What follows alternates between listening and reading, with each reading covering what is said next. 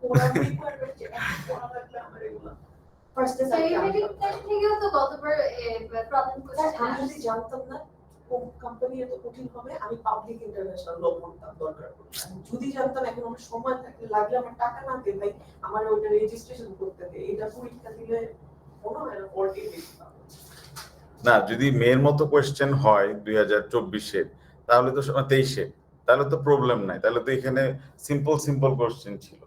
শুধু অক্টোবরে তারা যে কি থিঙ্ক মানে যে কোনো একটা কোশ্চেন পেপার টাফ করছে, সব বছরে এটা হয়। তুমি দেখবা যে এবারে যে মেয়েতে পরীক্ষা হবে যে কোনো একটা কোশ্চেন পেপার টাফ হবে, মানে ফার্স্ট ইয়ারও একটা টাফ হবে, সেকেন্ড ইয়ার একটা টাফ হবে, অথবা থার্ড ইয়ার একটা টাফ হবে। যে কোনো একটা তুমি ইয়ার হিসেবে দেখো। আপনার স্যাম্পল এসেগুলোতে কি এক্সট্রা আর্টিকেল আরো আমরা অ্যাড করব? করলে তো অবশ্যই ভালো হবে।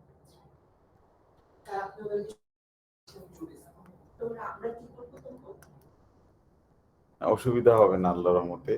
তাহলে নোয়িং রিসিভড আর ডিসঅনেস্ট অ্যাসিস্ট্যান্স, হ্যাঁ দুইটা এসে আজকে দিয়ে দেওয়া হয়েছে, কিন্তু এগুলা এসেগুলো আমি একটু পরে এক্সপ্লেন করে দিব আর কি নেক্সট ক্লাসে। কারণ আমাদের পরীক্ষার সময় এই নোয়িং রিসিভড আর ডিসঅনেস্ট অ্যাসিস্ট্যান্স থেকে যে কোনো একটা থেকে দেখা যাচ্ছে যে 8 নাম্বার কোশ্চেনটা দিচ্ছে এক্সামিনার। 8 নাম্বার কোশ্চেনে জেনারেলি দিচ্ছে হচ্ছে গিয়ে তোমার নোয়িং রিসিভড অথবা অ্যাসিস্ট্যান্স। তুমি কি মোবাইল রেখে গেছো? শেষ আর মনে হয়।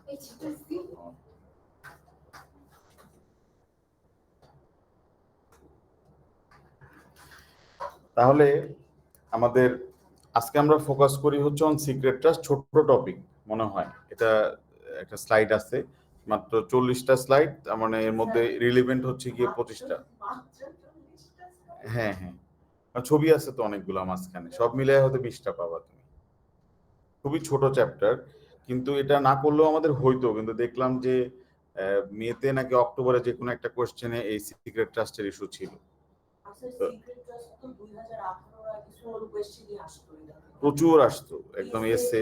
হ্যাঁ, এখন এটা একটা কোশ্চেনে দিয়েছে, তো এই জন্য মানে যেটা রিসেন্ট কোশ্চেনে আসে সেরকম কোশ্চেনে আবার 1-2 বছর রিপিট করে, এই জন্য আমরা করে রাখতেছি। আর এরপরে শুধু এই দুইটা এসে দেখলে আমাদের সিলেবাস ফুললি টান, আর তো কিছু করার নাই আমাদের, শুধু তখন সলভিং করলেই হবে। হ্যাঁ হ্যাঁ অবশ্যই।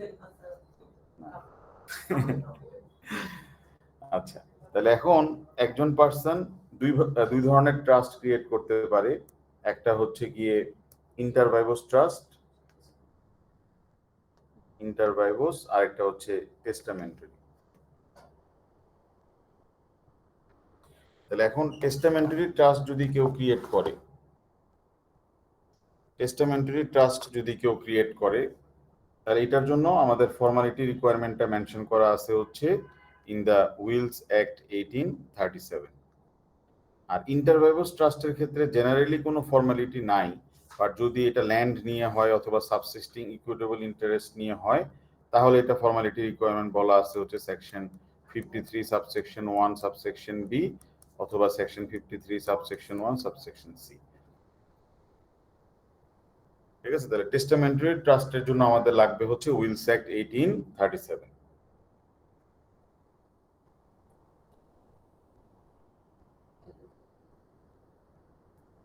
এখন 1837 এর আগ পর্যন্ত, বিফোর 1837, একজন পার্সন চাইলে যেটা করতে পারতো যে সে ওরালিও উইল করতে পারতো।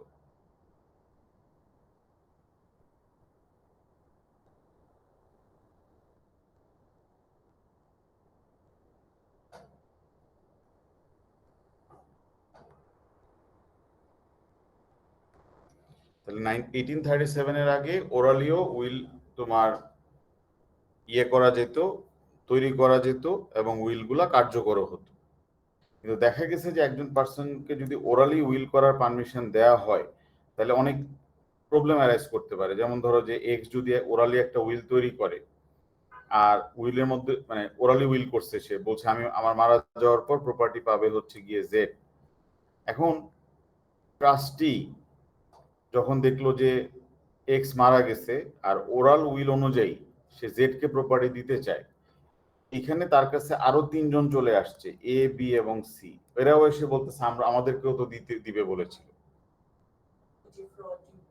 ফ্রড হতে পারে। এটা যেন ফ্রড না হয় এই জন্য পার্লামেন্ট করে দিয়েছে হচ্ছে উইলস অ্যাক্ট 1837, যে স্ট্রিক্টলি কোনো পার্সন যদি কোনো একটা ট্রাস্ট করতে চায় এবং যেটা এফেক্টিভ হবে, which will be effective after the testator's death, testator's death, টেস্টেটরের যেই উইলটা কার্যকর চুরি effective after the testator's death must be created by will. ওটার জন্য উইল লাগবে। টেস্টামেন্টারি ট্রাস্টের জন্য আমাদের রিকোয়ারমেন্ট হচ্ছে উইল লাগবে। টেস্টামেন্টারি ট্রাস্ট, এটা ফর্মালিটি বলা আছে উইলস অ্যাক্ট 1837-এ, আর এগুলা কোনোভাবেই কোর্ট এনফোর্স করবে না যদি না এটা তৈরি করা হয় হচ্ছে বাই উইল। এগুলোর জন্য অবশ্যই উইল দরকার। ক্লিয়ার? তাহলে উইল বলতে কি বোঝায়? উইল হচ্ছে একটা রিটেন ডকুমেন্ট। সেকশন 9-এ বলতেছে যে উইলের কিছু ফর্মালিটি আছে। সেকশন 9-এ বলে দিচ্ছে যে উইলের একটা ফর্মালিটি হচ্ছে, সেকশন 9-এ বলা আছে ফর্মালিটিজ অফ উইল। একটা উইল হওয়ার জন্য এটা রিটেন ডকুমেন্ট হতে হবে, it must be in writing.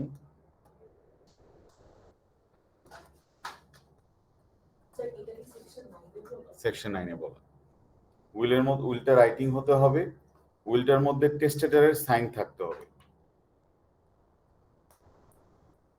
টেস্টেটরের sign থাকতে হবে। আর হচ্ছে উইলের মধ্যে আরেকটা জিনিস বলা আছে হচ্ছে গিয়ে যে উইলে উইটনেস থাকতে হবে, অ্যাটলিস্ট দুইজন উইটনেস থাকতে হবে।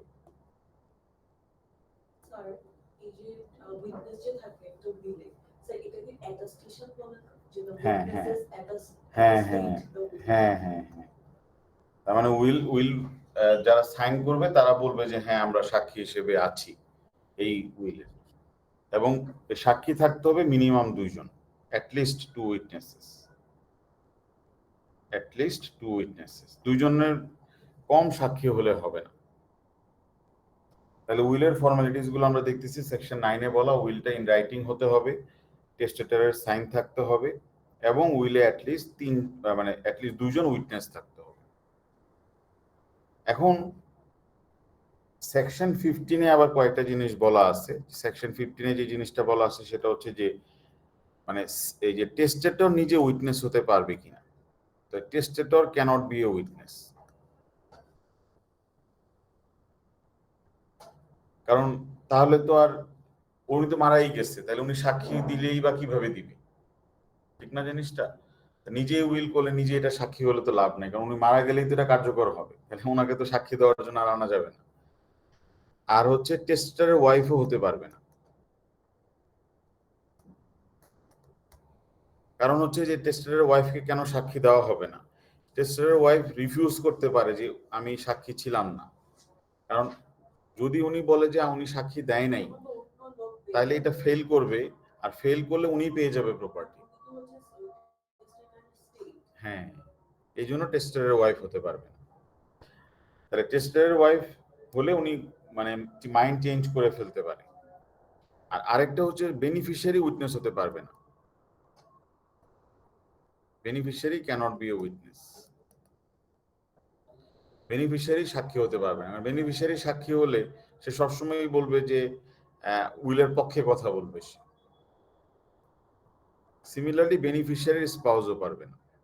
স্যার এই যে বেনিফিশিয়ারি যে আপনার উইটনেস হতে পারবে এটাও কি সেকশন 15 সেকশন 15, সেকশন 15-এ বলা আছে যে বেনিফিশিয়ারি মানে উইটনেস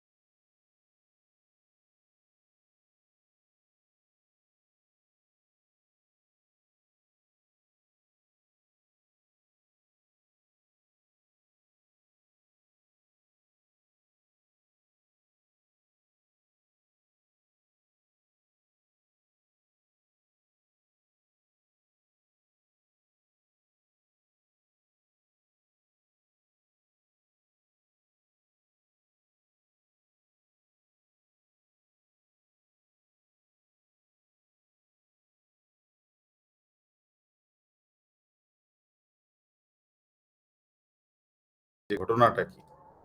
ও স্যার বাসায় ওয়াইফাই চলে না এই কারণে। হ্যাঁ, কালকে তো ক্লাস নিতেই পারিনি, অনেকবার ট্রাই, 40 মিনিট ট্রাই করছি কালকে।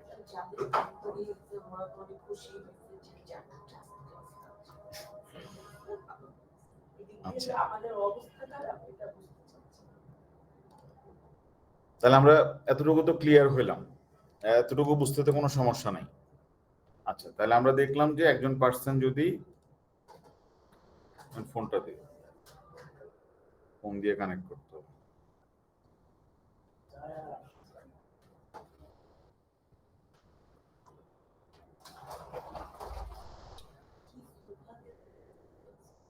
সুভা আছে? এইসব সবই পরে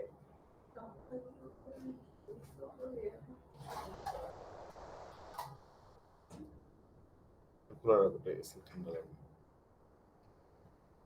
এসিটা ছিল না।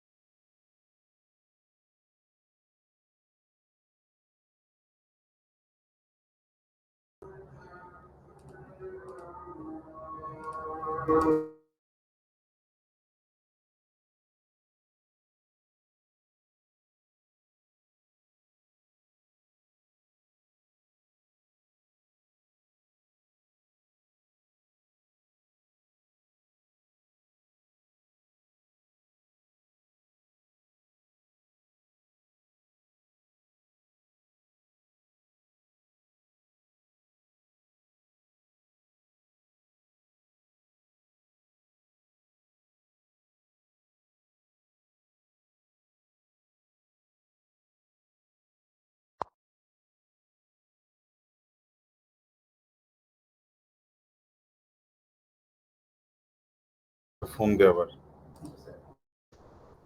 এখন আসছে মনে হয়, একটু তা ফোন দিয়ে রাখ তাদেরকে আবার। নষ্ট হওয়ার পর থেকে সবাই ইন্টারনেটের লোককে ফোন দিয়ে চিল্লাচিল্লি করে। হ্যাঁ, স্বাভাবিক। আচ্ছা, তাহলে আমরা যে জিনিসটা দেখলাম যে একজন পার্সন যদি উইলের মাধ্যমে ট্রাস্ট করাটা তার জন্য কম্পালসারি, যদি এটা হয় হচ্ছে তোমার testamentary trust. Testamentary trust must be created by will. তাহলে আমরা প্রথমে যেটা পড়লাম সেটা হচ্ছে inter vivos versus testamentary trust. Inter vivos trust versus testamentary trust, এই দুইটার মধ্যে আমরা ডিফারেন্স দেখলাম।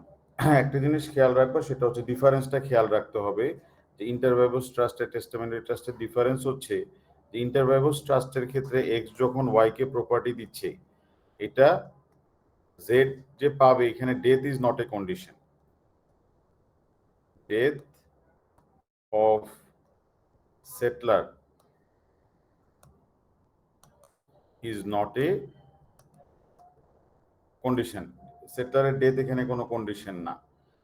আর এটা হচ্ছে গিয়ে ইরিভোকেবল। ইন্টার ভাইভোস ট্রাস্ট কি করা যায় না, রিভোক করা যায় না, কারণ ট্রাস্ট ক্রিয়েট করার সাথে সাথেই তো লিগ্যাল টাইটেল চলে গেল একজনের কাছে, আর ইকুইটেবল টাইটেল চলে গেছে হচ্ছে আরেকজনের কাছে।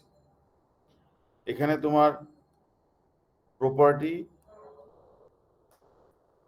Cannot be increased or decreased. Property তুমি বাড়াইতেও পারবা না, কমাইতেও পারবা না, যেটা ফিক্সড প্রপার্টি ওইটাই থাকবে। and settler cannot use it. Trust declare হওয়ার সাথে সাথে এটা সেটলার নিজে ব্যবহারও করতে পারবে না। কিন্তু টেস্টামেন্টারি ট্রাস্টের ক্ষেত্রে সুবিধাটা হলো এখানের মধ্যে, যে টেস্টামেন্টারি ট্রাস্টের ক্ষেত্রে যদি এক্স যদি একটা উইল করে, একটা উইল করলো হচ্ছে কি আমাদের, ধরো এ একটা উইল করছে, এ একটা উইল করে বি কে প্রপার্টি দিছে সি কে দেওয়ার জন্য। তাহলে এ উইলটা তৈরি করলো হচ্ছে 2021 সালে, আর বলতেছে যে আমি যদি মারা যাই তখন তুমি সি কে প্রপার্টি দিবা, বি কে বলে দিয়ে গেছে। তাহলে উনি 2000 এখনো মারা যায় নাই উনি, তাহলে উনি যদি মারা না যেয়ে থাকে, তাহলে উইলটা হচ্ছে উইল বি এফেক্টিভ কখন, অনলি আপন টেস্টেটরস ডেথ।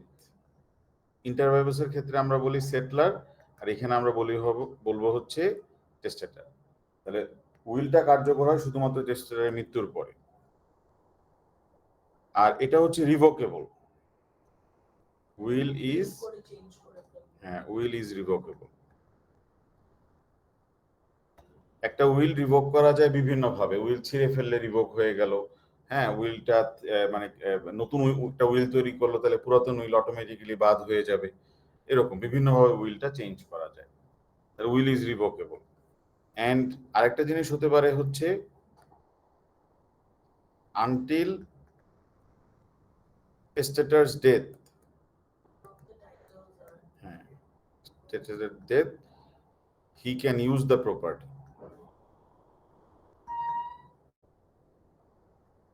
কারণ এই প্রপার্টির যে লিগ্যাল টাইটেল এবং ইকুইটেবল টাইটেল সবকিছুই ওনার কাছে থাকবে, সবকিছুই এই লোকের কাছেই থাকবে। শুধুমাত্র এ যদি মারা যায় তখন লিগ্যাল টাইটেলটা যাবে হচ্ছে টু ট্রাস্টি, ইকুইটেবলটা যাবে হচ্ছে টু বেনিফিশিয়ারি। এই জন্য মৃত্যুর আগ পর্যন্ত সে চাইলে প্রপার্টি ব্যবহার করতে পারবে, বেনিফিশিয়ারি চেঞ্জ করতে পারবে, প্রপার্টি অ্যাড করতে পারবে, প্রপার্টি কমাতে পারবে, প্রপার্টি কমাতে কমাতে শেষ করে ফেলতে পারবে। ধরো এ বি কে বলছিল 2021 সালে যে আমি তোমাকে 10,000 পাউন্ড দিচ্ছি, 10,000 পাউন্ড আমার মৃত্যুর পর সি কে দিয়ে দিবা। উনি পুরোটাই খরচ করে ফেলছে এ, তাহলে সি কিছুই পাবে না। আর হচ্ছে এ খরচ করেছে কিন্তু 10,000 পাউন্ড খরচ করে নাই, করছে হচ্ছে 7,000।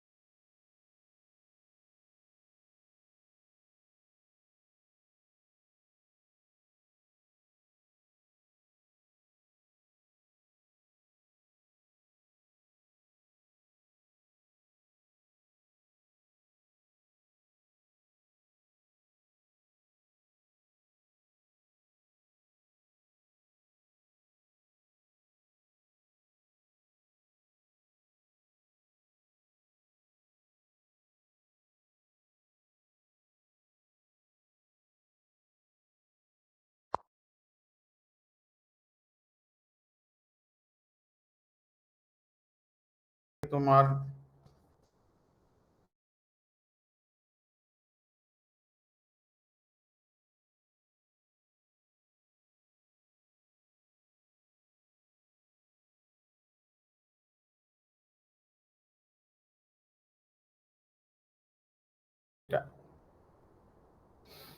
এটা এই ডিফারেন্সটা আমাদেরকে খেয়াল রাখতে হবে।